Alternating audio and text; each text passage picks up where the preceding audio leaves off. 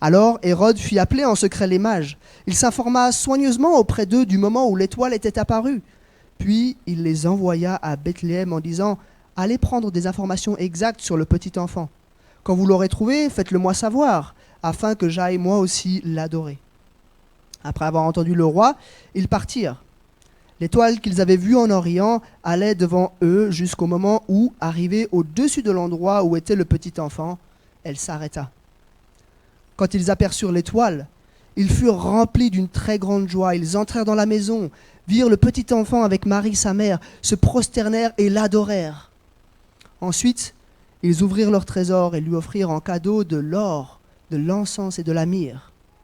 Puis, avertis dans un rêve de ne pas retourner vers Hérode, ils regagnèrent leur pays par un autre chemin. Jusqu'ici, la lecture de la parole de Dieu. Tu peux passer la slide suivante et puis encore celle d'après. On va voir trois choses dans ce texte. Premièrement, on va voir une naissance ordinaire. Comme j'ai dit, c'est une naissance extraordinaire, mais en fait, cette naissance commence par être une naissance ordinaire. Jésus naît comme tout le monde, comme n'importe quel être humain. Je vous relis simplement le premier verset que j'ai lu. Jésus naquit à Bethléem, en Judée, à l'époque du roi Hérode. Jésus naquit. Jésus est passé par la naissance comme chacun et chacune de nous. Jésus n'est pas un esprit qui serait arrivé dans le monde une fois adulte ou quelque chose comme ça. Jésus est vraiment passé par ce passage de la naissance. Jésus arrive aussi à un moment qui est fixé dans le temps. Vous avez remarqué ? À l'époque d'Hérode. C'est donc quelque chose d'historique. Hérode, c'est un monsieur qui est bien connu des historiens. C'est un monsieur sur lequel on a de la documentation. On a retrouvé des pièces de monnaie à son effigie. C'est un roi important en Israël à l'époque du 1er siècle. Probablement un des plus importants de toute cette période de l'histoire. Alors, peut-être vous avez déjà entendu des débats sur la date de la naissance de Jésus. Probablement que Jésus n'est pas né en fait en l'an 0. Il y a peut-être eu un problème de calendrier quand des théologiens ont défini l'an 0 au début de l'histoire. Probablement que Jésus est né avant l'an 0. Alors c'est un peu bizarre, mais Jésus est probablement né en 4 avant Jésus-Christ ou peut-être 6 avant Jésus-Christ. Mais j'aimerais vous dire, en fait, on s'en fiche. C'est pas ça qui est central. Ce qui est incroyable, c'est de réaliser que Jésus est né à un moment fixé dans l'histoire. C'est historique. C'est pas une fable. C'est pas une légende. C'est pas quelque chose d'ancien ou quelque chose, je sais pas, de spirituel, un concept à réaliser. Jésus est entré dans notre réalité. Dans un lieu précis aussi, à Bethléem, en Juda, une ville que vous pouvez visiter encore aujourd'hui.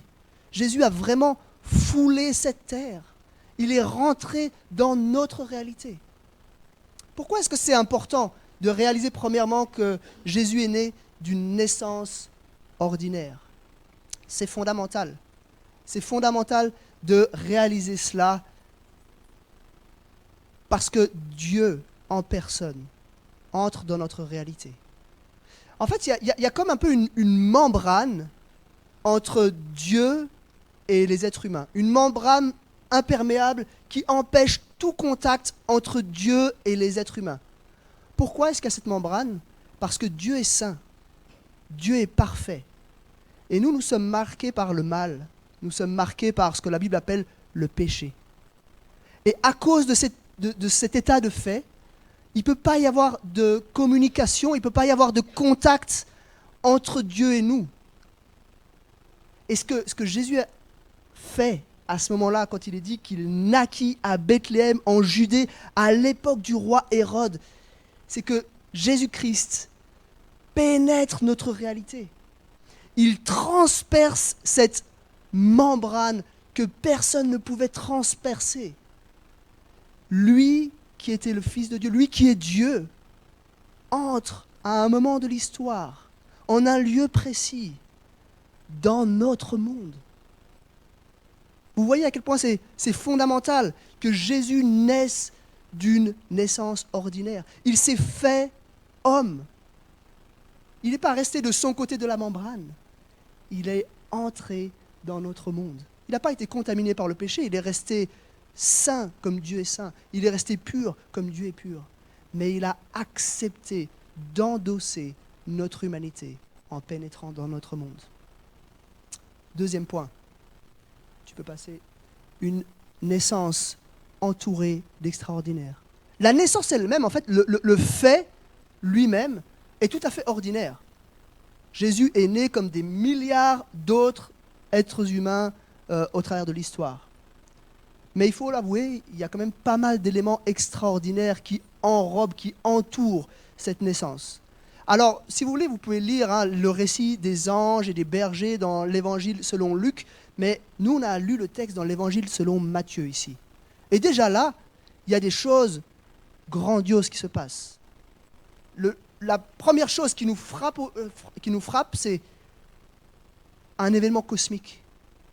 Il y a une étoile qui change sa course et qui guide des mages pour venir à l'endroit où Jésus est né.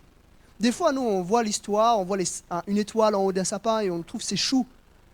Mais en fait, c'est quelque chose qui... Voilà, ça défie notre entendement. On ne sait pas ce qui s'est passé. Alors, il y a des gens, des experts qui essaient de trouver un peu qu'est-ce que ça pouvait être comme phénomène astronomique. Est-ce que c'était une comète ou une étoile? Probablement pas. En fait, c'est peut-être un objet lumineux qui était plutôt dans l'atmosphère, parce que pour que l'étoile puisse désigner une maison précisément, c'était probablement quelque chose qui était dans l'atmosphère, plus près de la Terre que cela. Mais qu'importe. C'est un miracle énorme, un miracle cosmique. Les astres se mettent, enfin s'alignent, ou en tout cas ils se mettent de telle sorte que des mages peuvent venir voir Jésus à sa naissance. Un deuxième élément hallucinant, extraordinaire, c'est la venue de ces mages. Je ne sais pas si vous avez déjà réfléchi à ça. Là aussi, on voit souvent des crèches, on voit 3 bonhommes qui viennent et qui vont offrir des cadeaux à Jésus. On trouve ça chou. Mais en fait, c'est juste hallucinant. C'est vraiment extraordinaire. J'aimerais vous les présenter un petit peu, ces mages, parce qu'on ne les connaît pas trop, en fait. Ils sont là, tout à coup, au début de l'évangile selon Matthieu, on n'en a jamais entendu parler, puis on n'en entend plus jamais parler après. Ces mages, premièrement, ce n'étaient pas des rois. On les appelle souvent les rois mages, mais en fait, ce n'étaient pas des rois. C'était des gens qui étaient probablement des Perses. Ils venaient de la Mésopotamie, de cette région de la Mésopotamie. Il y avait des anciennes traditions de mages dans cette région-là, et c'était des gens qui étudiaient l'astronomie, qui étudiaient aussi l'interprétation des songes. C'était un peu à mi-chemin entre des espèces de scientifiques et des magiciens, quelque chose comme ça. Deuxièmement, ils n'étaient pas 3. Hein. Vous avez remarqué que quand ils arrivent à Jérusalem, tout Jérusalem est troublé. Je ne pense pas que 3 personnes qui seraient arrivées à Jérusalem comme ça auraient pu troubler tout Jérusalem. Ils étaient probablement beaucoup plus. En plus, à l'époque, on voyageait en groupe. Donc, certains ont émis l'hypothèse qu'ils étaient peut-être plusieurs dizaines de mages à arriver à Jérusalem. La troisième chose aussi, c'est qu'ils ne sont pas arrivés en même temps que les bergers. Les bergers arrivent tout de suite après la naissance de Jésus. Les mages, eux, ils se sont mis en route, ils ont marché, ils sont venus, puis ils arrivent vers Jésus probablement plusieurs semaines, peut-être plusieurs mois après la naissance de Jésus. Donc imaginez, on a une bande de pèlerins, des mages un peu bizarres, qui n'ont rien à voir avec la culture juive. On ne sait pas d'où ils sortent. Ils arrivent à Jérusalem et ils demandent à voir qui? Le roi des Juifs. C'est un miracle. Alors certains ont émis l'hypothèse que peut-être ça datait de l'époque de Daniel dans l'Ancien Testament. Plusieurs siècles avant cela, Daniel, qui était un juif, avait été le chef des mages en Babylonie. Et peut-être que il y avait un souvenir qui était resté de là et qui fait que ces mages viennent à Jérusalem pour chercher ce roi des Juifs. Mais quand même, imaginez la scène. Marie, Joseph, la naissance, puis quelques mois plus tard, il y a une bande de gars qui viennent là, qui étaient sans doute habillés d'une manière pas du tout conforme à la tradition en Judée, qui avaient peut-être une autre langue, qui avaient d'autres habitudes, et qui viennent pour adorer leur enfant, leur jeune enfant. C'est extraordinaire. Troisième élément extraordinaire, la réaction d'Hérode. Je ne J'aimerais aussi vous le présenter, Hérode. Hérode, on le connaît un peu plus que les mages au travers de l'histoire. Hérode, c'était un roi important, mais il avait quelques problèmes. Il était qu'à moitié juif. Donc il n'était pas très légitime en tant que roi. Et il avait un complexe avec ça. Du coup, il avait fait de grands travaux dans le temple à Jérusalem pour essayer d'être aimé par le peuple.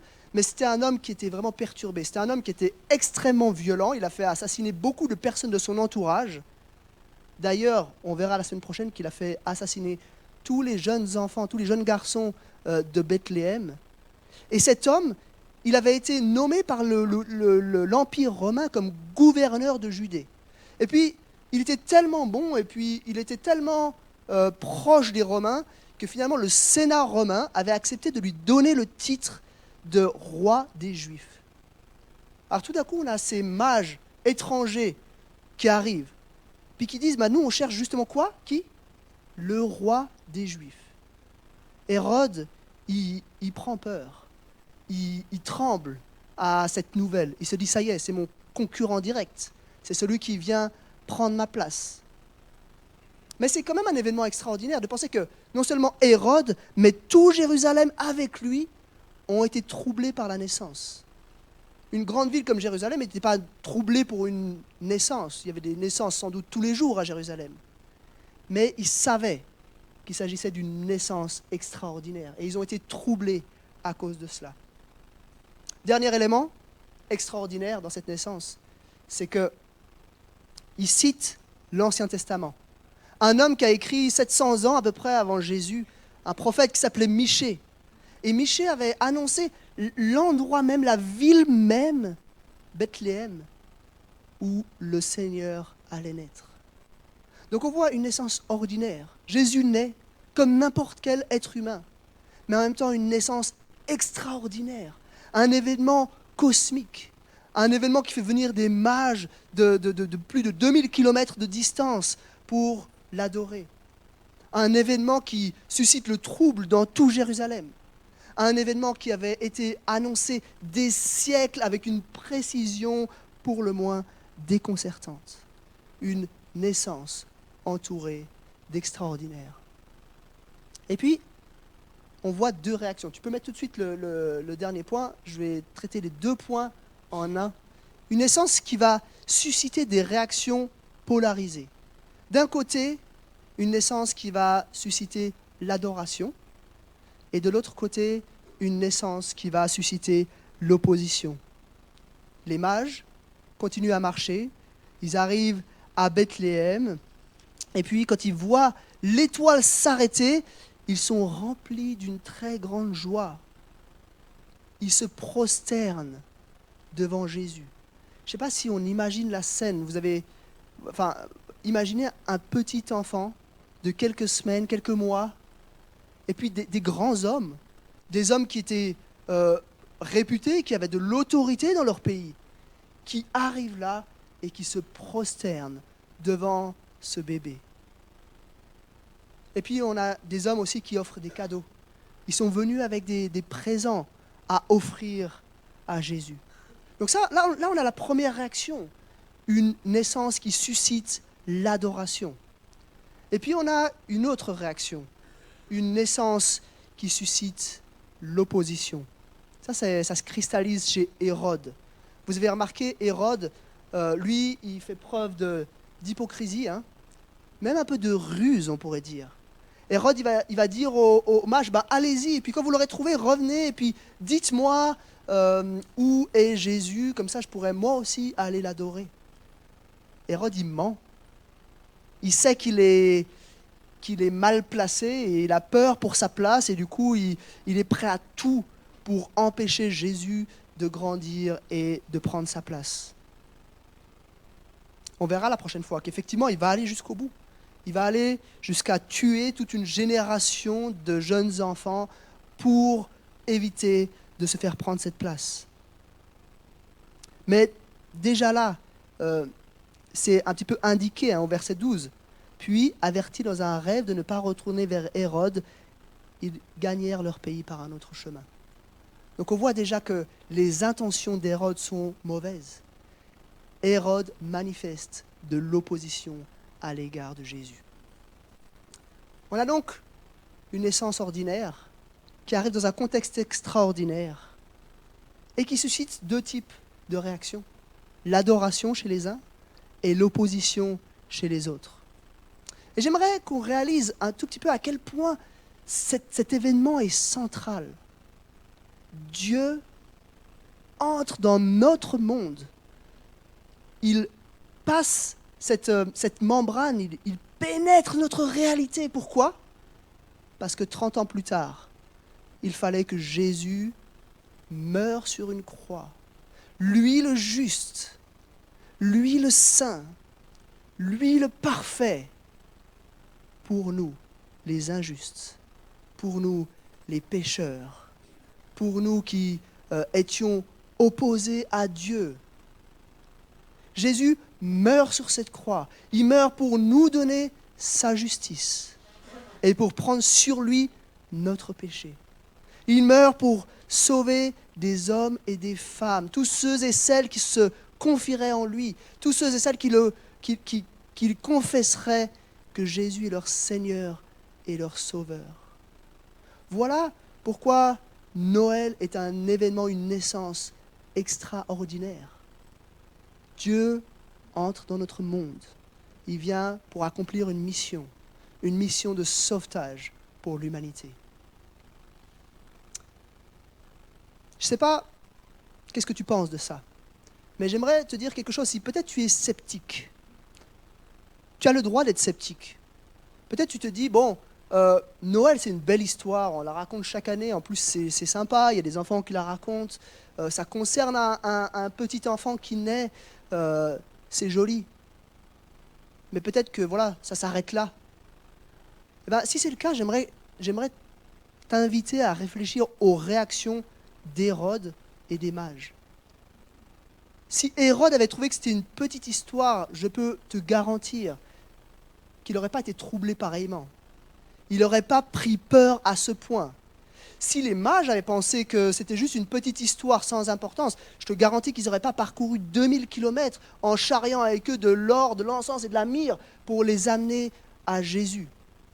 Alors des fois, on est tenté de se dire, oui, mais ces gens, ils ont vécu il y a 2000 ans, c'était l'âge de la superstition, etc., etc. On ne réfléchissait pas comme on réfléchit aujourd'hui. Je crois que c'est faux. Hérode, c'était un homme extrêmement intelligent. C'était un homme qui était tordu au possible, mais c'était un roi qui était un vrai stratège, qui était un homme politique puissant, important. Ne le sous-estimons pas.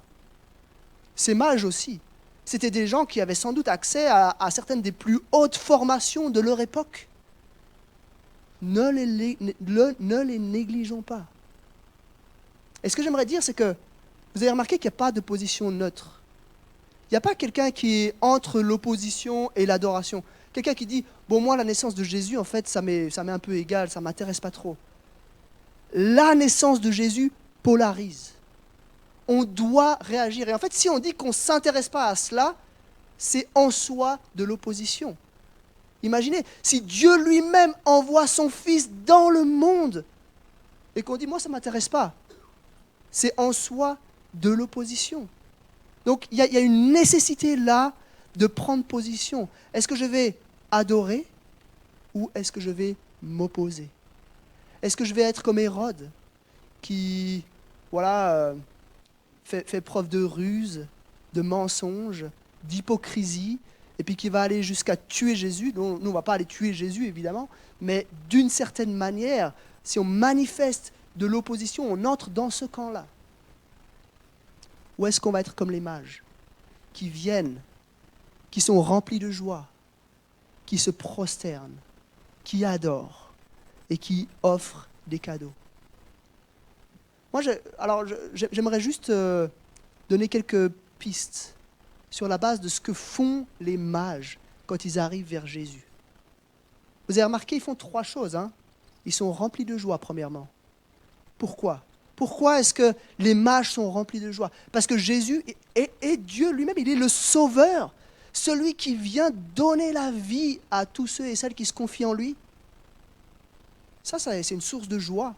Il est notre joie, il est notre assurance, il est celui par lequel on peut être réconcilié avec Dieu. Il n'y a pas de joie plus profonde dans l'univers entier. Vous pouvez chercher, faites-moi confiance, vous ne trouverez jamais de joie plus grande que celle-ci.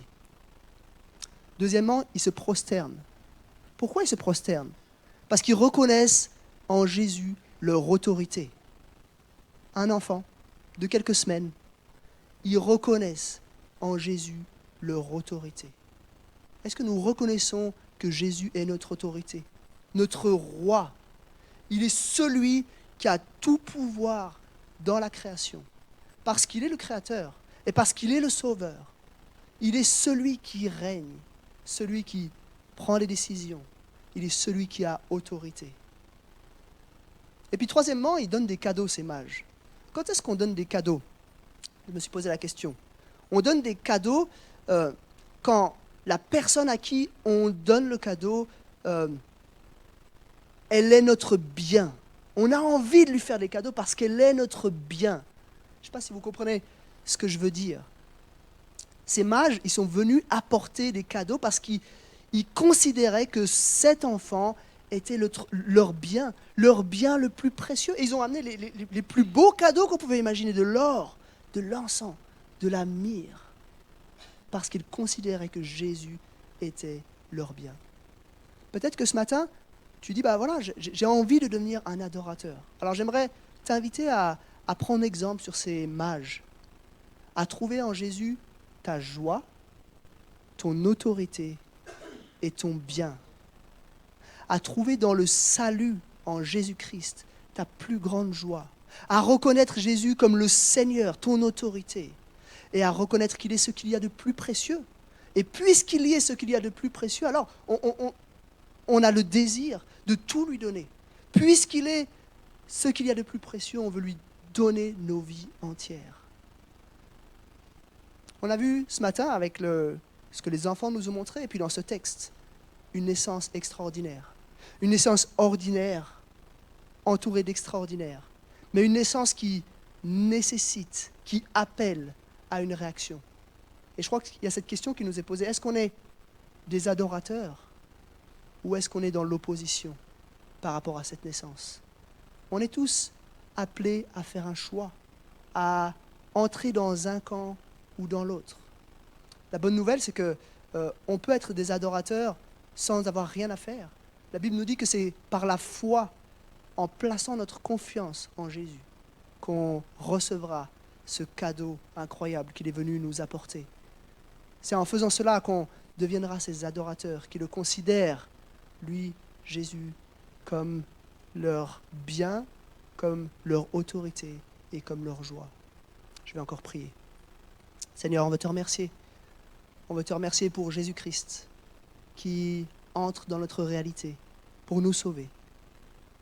Je veux te demander de nous permettre à placer notre confiance en Jésus, à le considérer comme notre joie, notre autorité et notre bien.